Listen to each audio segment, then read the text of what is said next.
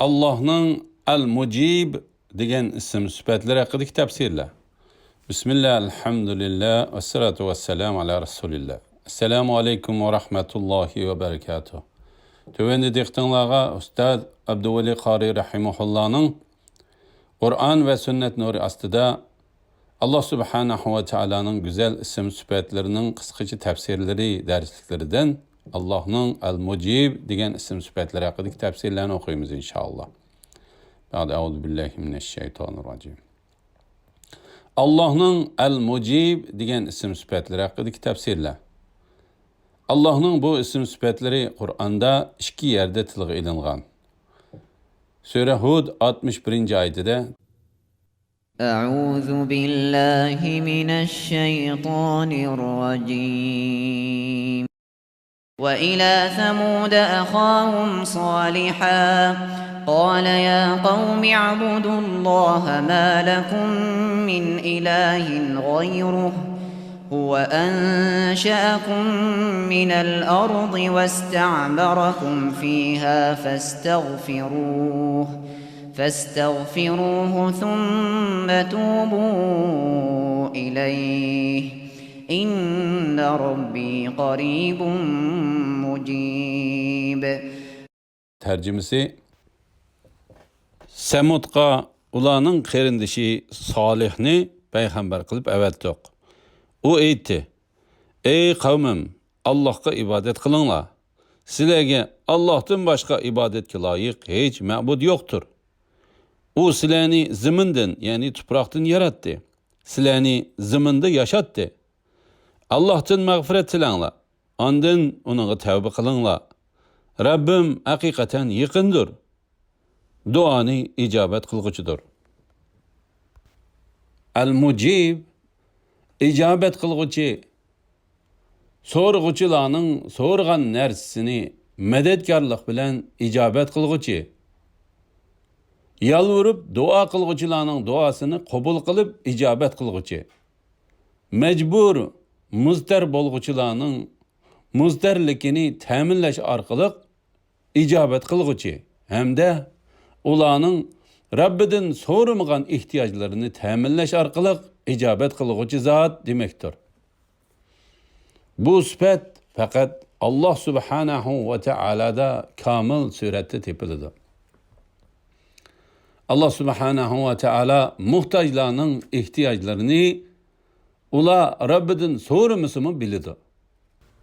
Allah Subhanahu va Taala insonning nimaga muhtoj ekanligini ilmi azli bilan bilib, uningga keraklik bo'lgan hamma narsani yaratib, uni qandoq tepish yo'llarini ham insonlarga bildirib qo'ydi. Mu'min kishi Allah Subhanahu va Taolaning Al-Mujib sifatini bilgandan keyin birinchidan Rabbining buyruqlarini ijobat qilishni o'rganish kerak. Allah cheklagan narsalardan yiroq turish kerak. Bu Allah Subhanahu va Taala buyruqlarini ijobat qilib va cheklagan narsalardan uzoq tursa, bu faqat bandining o'ziga manfaatlikdir. Buningga albatta ijobat qilish kerak. Buningdan boshqa Allah Subhanahu va Taala insonlarni bir-birisiga manfaat yetkazadigan qilib yaratdi. Biror kishi hojatini so'rab kelsa, uning hojatini ta'minlash kerak.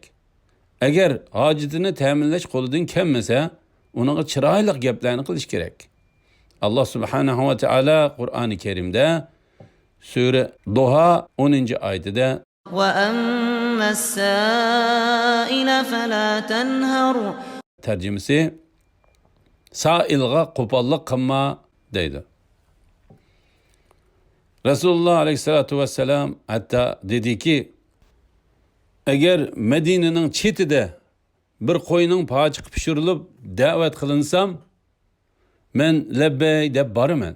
Agar menga qo'yning bir tishlam go'shi pishirilib hadiya qilinsa, men uni qabul qilaman.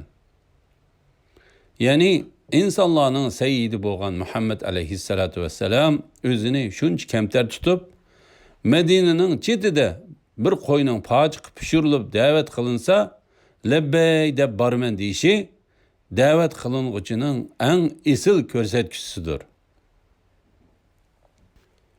Birer bir dinge mensup bolmagan mertebelik peşva kişilerinin birer bir namrat kişinin halidan haber alganlygyny anlaganmy? Bu dindin yirak kalgan kişilerinin zayıf, biçare ademlerinin öýgü berişden ulanın kibirleri tosup kalıdı. Ula daim haber alıdığan, köngül bölüdüğün yerlerini küzetse, ula haşemetlik sorunladı yürüdü. Ama dindarlığa nim boldu? Zayıf, biçarla çakırsa pisen kınmasdan, bütün haşemetlik sorunlağı bardığan bop kaldı. Yani bu nersinin hikmetini düşünüşümüz için Peygamber aleyhissalatu vesselam'ni qayaga davet kılınsa şu yege bardiken dep düşünmeskimiz gerek. Avval biz Peygamber aleyhissalatu vesselam'nın kimligini tonup alaylı.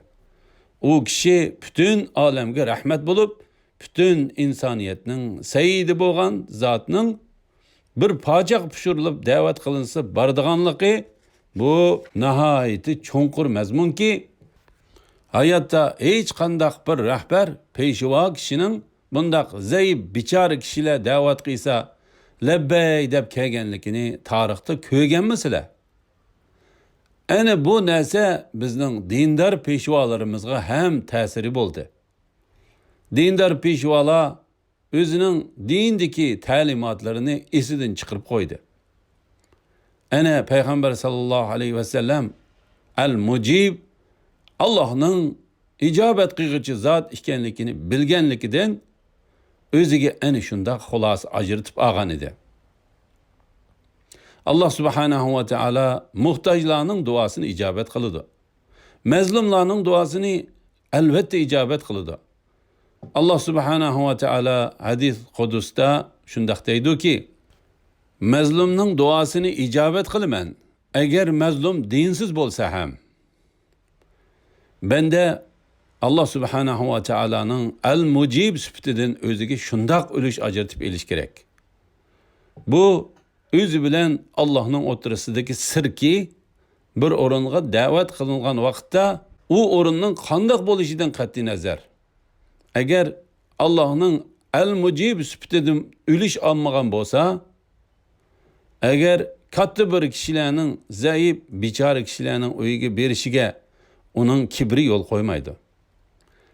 Eğer birer bir adam sizden hacetini sorsa, siz ona cevap vermesiniz, onun ihtiyacını teminlemesiniz, eğer kolunuzdan kemmigini de hatta çıraylık bir gepni bolsumu demesiniz, Allah'ın el-Mucib sübtidan alıdığan ülüşünüzden mehrum kalgan kişilerden bulup kalırsınız. Kur'an ve hadislerde Allah'ın bu isim sübetlerine alakadar tövendeki mezmunlar ilangan. Sure Bakara 186. ayetinde وَإِذَا سَأَلَكَ عِبَادِي عَنِّي فَإِنِّي قَرِيبٌ أُجِيبُ دَعْوَةَ الدَّاعِ إِذَا دَعَانِ فَلْيَسْتَجِيبُوا لِي وَلْيُؤْمِنُوا بِي لَعَلَّهُمْ يَرْشُدُونَ. Tercümesi, mening bendillerim senden men toğırlık sorsa, ulağı aytqin ki, men hakikaten ulağı yakınmen. Yani ulağının ahvalını, sözlerini bilip durman. Bana dua kıysa, men dua kılgıçının duasını icabet kılıman. Ula doğru yol tepiş üçün mening davetimni qabul qilsin ve bana iman etsin. Yani hemişe iman bilen bolsun. Sure Gafir 60. ayetinde وَقَالَ رَبُّكُمُ ادْعُونِي أَسْتَجِبْ لَكُمْ إِنَّ الَّذِينَ يَسْتَكْبِرُونَ عَنْ عِبَادَتِي سَيَدْخُلُونَ جَهَنَّمَ دَاخِرِينَ. Tercümesi, Rabbinla aytıdı, bana dua kılınla, men duayınlarını kabul kılımen, tiligininlarını berimen. Şübihisiz ki mening ibadetimden çoğunçılık kılıp baş tartıdığanlar har halda cehenneme girdi. Sure Naml 62. ayetinde أَمَّنْ يُجِيبُ الْمُضْطَرَّ إِذَا دَعَاهُ وَيَكْشِفُ السُّوءَ ويجعلكم خلفاء الأرض أإله مع الله قليلا ما تذكرون. Tercümesi: Beşiği gün düşken Adem dua kıysa, onun duasını icabet kıldıgan, onun beşiği kelgen eğirçilikini kötürüp etedigan ve sileni zımının orun barsalları kıygan kim? Allah'tan başka ilah var mı? Sile azgına vaz nasihat alısılar. Sure Hud 61. ayetide Semud'a ulanın qerindeşi Salihni peygamber kılıp evettik. O etti: Ey kavmim, Allah'a ibadet kılınla. Silege Allah'tan başka ibadetke layık hiç ma'bud berhak yoktur. Allah sileni ziminden yani topraktan yarattı. Sileni ziminde yaşattı. Allah'tan mağfiret tilanla. Andın onunla tevbe kılınla. Rabbim hakikaten yakındır. Duani icabet kılgıçıdır. Sure Doha 10. ayetide Sailga kupallık kılma. Sure Saffat 75. ayeti وَلَقَدْ نَادَانَا نُوحٌ فَلَنِعْمَ الْمُجِيبُونَ. Tercümesi: Nuh hakikaten bizge iltica kıldı. Biz onun ilticasını neme degen yaxşı kabul kılgıçıdırmız? Sure Yunus 89. ayetide قَالَ قَدْ أُجِيبَتْ دَعْوَتُكُمَا فَاسْتَقِيمَا وَلَا تَتَّبِعَانِّ سَبِيلَ الَّذ۪ينَ لَا يَعْلَمُونَ. Tercümesi: Allah eğitti. İkinlarının duası icabet kılındı. Davetinlarını davamlaştırınla. Nadanlarının yoluğa egeşmenla. Sure Yunus 88. ayetide وَقَالَ مُوسَى رَبَّنَا إِنَّكَ آتَيْتَ فِرْعَوْنَ وَمَلَأَهُ زِينَةً وَأَمْوَالًا فِي الْحَيَاةِ الدُّنْيَا رَبَّنَا لِيُضِلُّوا عَن سَبِيلِكَ رَبَّنَا اطْمِسْ عَلَى أَمْوَالِهِمْ واشدد على قلوبهم فلا يؤمنوا حتى يروا العذاب الأليم. Tercümesi: Musa etti: Ey Rabbimiz, kişilerini yolundan azdırışı için ey Rabbimiz, Firavunga ve onun kavminin çoğunlarına hayatı dünyada zinnet buyumlarını, türlük mal mülklerini verdin. Rabbimiz, ularning mal mülklerini yok kılgın. Ularning dillerini qattiq kılgın. Şunun bilen ular iman etmey qattiq azapni körsün. Sure Sad 79. ayeti قَالَ رَبِّ فَأَنظِرْنِي إِلَى يَوْمِ يُبْعَثُونَ. Tercümesi: İblis, Rabbim bana halayık terildirildiğin gün yani kıyamet kiçe mühlet bersen yani meni hayat kaldırsan dedi. Elhamdülillah. Yukarıda Allah Subhanahu ve Teala'nın El-Mucib degen isim süpetleri hakkındaki tefsirlerini anıldığınla. Ahirini keyin qitimliq o'qishimiz davomlashtiramiz inşallah. Ve sallallahu ala Muhammad ve ala alihi ve sahbihi ecma'in. Esselamu aleykum ve rahmetullahi ve berekatuh.